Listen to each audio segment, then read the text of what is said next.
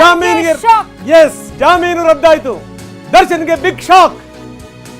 ಯಾಕಂದ್ರೆ ಹಿಂದೆ ಕೋರ್ಟ್ ಹೇಳಿದಂತ ಪಾಯಿಂಟ್ಗಳಿದೆಯಲ್ಲ ಅದೆಲ್ಲ ನೋಡಿದಂತ ಸಂದರ್ಭದಲ್ಲಿ ಅಷ್ಟು ಸುಲಭವಾಗಿ ಇದು ಮುಂದುವರಿಯುತ್ತೆ ಅನ್ನುವಂತ ನಂಬಿಕೆ ಇರಲಿಲ್ಲ. ಈಗ ದೊಡ್ಡ ಶಾಕ್ ಇದು. ಕೊಲೆ ಆರೋಪಿ ದರ್ಶನ್ಗೆ ಬಿಗ್ ಶಾಕ್. ಜಾಮೀನು ರದ್ದಾಗಿದೆ. ಜಾಮೀನು ರದ್ದಾಗಿದೆ. ಇನ್ನು ಕೆಲವು ದಿನಗಳು ಮಾತ್ರ ಬಾಕಿ ಉಳಿಬಹುದು ಬಂದು ಸರೆಂಡರ್ ಆಗಲಿಕ್ಕೆ. ಮತ್ತೆ ಜೈಲು ವಾಸ ಖಚಿತ. ಇದೆಲ್ಲವೂ ಕೂಡ ಮುಗಿಯ ತನಕ ಸರ್ಕಾರ ಕೂಡ ಹಲವಾರು ಪಾಯಿಂಟ್ಸ್ಗಳನ್ನು ಹೇಳಿತ್ತು. ನಾವಿದನ್ನ 6 ತಿಂಗಳಲ್ಲಿ ಮುಗಿಸ್ಬಿಡ್ತೀವಿ ಅನ್ನುವಂತ ಆಶ್ವಾಸನೆಯನ್ನು ಕೂಡ ಕೊಟ್ಟಿತ್ತು ಸರ್ಕಾರ. ಯಾಕಂದ್ರೆ ಕೋರ್ಟ್ ಪ್ರಶ್ನೆ ಮಾಡಿತ್ತು ಟ್ರಯಲ್ ಎಷ್ಟು ದಿನ ನಡೆಯುತ್ತೆ, ಇಷ್ಟು ಜನ ಇದರಲ್ಲ ಸಾಕ್ಷಿದಾರರು, ಇದು ವರ್ಷಗಟ್ಟಲೆ ಆಗುತ್ತೆ ಅಂತ. ಇಲ್ಲ 6 ತಿಂಗಳು, ನಾವು 6 ತಿಂಗಳಲ್ಲಿ ಮುಗಿಸ್ಬಿಡ್ತೀವಿ ಅಂತ. ಬಹುಶಃ ಇದೆಲ್ಲದನ್ನು ಕೂಡ ಸುಪ್ರೀಂ ಕೋರ್ಟ್ ಆಲಿಸಿ ತನ್ನ ತೀರ್ಪನ್ನು ಕೊಟ್ಟಿದೆ. ಜಾಮೀನು ರದ್ದಾಯಿತು. ದೊಡ್ಡ ಶಾಕ್ ಇದು ದರ್ಶನ್ ಹಾಗೂ ದರ್ಶನ್ ಅಭಿಮಾನಿಗಳಿಗೆ. 1-2 ರಾದ್ಧಾಂತಗಳ ಇದೆಲ್ಲ ಕೇಸ್ ಆದ್ಮೇಲೆ ಈ ಜೈಲಲ್ಲಿದ್ದಂಥ ಸಂದರ್ಭದಲ್ಲಿ ಒಂದು, ಬಳ್ಳಾರಿಯಲ್ಲಿದ್ದಂಥ ಸಂದರ್ಭದಲ್ಲಿ ಇನ್ನೊಂದು,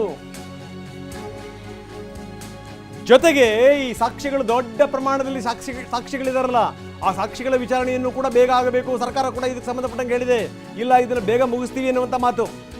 ಅಂದ್ರೆ 6 ತಿಂಗಳಲ್ಲಿ ಇದೆಲ್ಲವನ್ನೂ ಕೂಡ ಮುಗಿಸ್ತೀವಿ ಅನ್ನುವಂಥದ್ದು ಅಂತ ಆಶ್ವಾಸನೆ ಕೂಡ ಇತ್ತು. ಅಂತೂ ಇಂತೂ ಇದೆಲ್ಲದರ ಪರಿಣಾಮ ಏನು ಅಂದ್ರೆ ಅದನ್ನು ಕೂಡ ಕೋರ್ಟ್ ತುಂಬಾ ಸ್ಪಷ್ಟವಾಗಿ ಹೇಳಿದೆ. ಈ ಸಾಕ್ಷಿದಾರರು ಯಾರ್ಯಾರಿದ್ದಾರೆ ಅವರ ವಿಚಾರಣೆಯನ್ನ ಬಹಳ ಬೇಗ ಮಾಡಿ ಅದೆಲ್ಲಾ ಸಾಕ್ಷಿಗಳನ್ನು ಕೂಡ ಏನು ಅಂದ್ರೆ ಅದು ಬಹಳ ಬೇಗನೆ ಬರಬೇಕು. ಯಾಕಂದ್ರೆ ಈಗ ಸರ್ಕಾರದ ಪರ ವಕೀಲರು ಹೇಳಿದ್ರು ಸುಮಾರು 70ಕ್ಕೂ ಹೆಚ್ಚು ಸಾಕ್ಷ್ಯಗಳಿದೆ, ಸುಮಾರು 6 ತಿಂಗಳೊಳಗೆ ಎಲ್ಲವನ್ನೂ ಕೂಡ ನಾವು ನಿತ್ಯ ಮಾಡಿ ಮುಗಿಸಬಹುದು ಅನ್ನುವಂತಹ ಒಂದು ವಿಶ್ವಾಸವನ್ನ ವ್ಯಕ್ತಪಡಿಸಿದ್ರು. ಹಾಗಾಗಿ ಒಂದು ಕಂಡೀಷನ್ ಮೇಲೆ ಈಗ ಬೇಲ್ ರದ್ದುಗೊಳಿಸುವಂತಹ ಸಂದರ್ಭದಲ್ಲಿ ಸಾಕ್ಷ್ಯ ವಿಚಾರಣೆಯನ್ನ ಶೀಘ್ರವಾಗಿ ನಡೆಸಬೇಕು ಎನ್ನುವಂತಹ ಆದೇಶವನ್ನ ಸುಪ್ರೀಂ ಹೇಳಿರುವಂತದ್ದು. ಅಂದ್ರೆ ಎಷ್ಟು ದಿನಗಳ ಕಾಲ ಹಾಗಿದ್ರೆ ಈ ಬೇಲ್ನ ಕೊಡಬೇಕಾಗತ್ತೆ, ಅದೆಲ್ಲದಕ್ಕೂ ಇದು ಪರಿಣಾಮ ಬೀರುವಂತಹ ಹಿನ್ನೆಲೆಯಲ್ಲಿ ಮಧ್ಯದಲ್ಲಿ ಸಾಕ್ಷ್ಯ ವಿಚಾರಣೆ ಬಹಳ ತೀವ್ರಗತಿಯಲ್ಲಿ ಶೀಘ್ರವಾಗಿ ನಡಿಬೇಕು ಎನ್ನುವಂತಹ ಆದೇಶ ಸುಪ್ರೀಂನಿಂದ ಬಂದಿದೆ. ಲ್ಯಾಂಡ್ ಮಾರ್ಕ್ ಜಡ್ಜ್ಮೆಂಟ್ ಇದು. ರೇಣುಕಾಸ್ವಾಮಿ ಕೊಲೆ ಆರೋಪಿ ದರ್ಶನ್ ಅಂಡ್ ಗ್ಯಾಂಗ್ 7 ಜನ ಆರೋಪಿಗಳ ಜಾಮೀನಿನ ವಿಚಾರ ಆದೇಶ ಹೊರಬಿದ್ದಿದೆ. ರದ್ದಾಗಿದೆ ಜಾಮೀನು.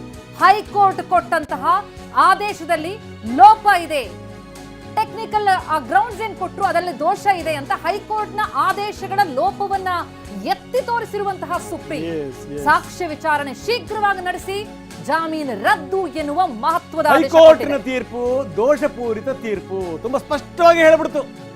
ಹಿಂಗಾಗಿ ಏನು ಅಂತಂದ್ರೆ ಈಗ ಕೊಟ್ಟಿರುವಂತ ಬೇಲ್ ರದ್ದಾಗಿದೆ, ಇನ್ನು ಜೈಲೇ ಗತಿ. ಇನ್ನು ಎಷ್ಟು ದಿವಸ ನಡೆಯುತ್ತೆ ಅಂತ ಹೇಳಕ್ಕಾಗಲ್ಲ. ಅದು ಎಷ್ಟು ದಿನಗಳು ಬೇಕಾದ್ರೂ ಆಗ್ಬೋದು, 3 ತಿಂಗಳಾಗ್ಬೋದು, 5 ತಿಂಗಳಾಗ್ಬೋದು, ಏನ್ ಬೇಕಾದ್ರೂ ಆಗ್ಬೋದು. ಆರೋಪಿ ಎಷ್ಟೇ ದೊಡ್ಡವರಿದ್ರೂ ಕೂಡ ಅವರು ಕಾನೂನಿಗಿಂತ ದೊಡ್ಡವರಲ್ಲ. ಕಾನೂನು ಆಡಳಿತ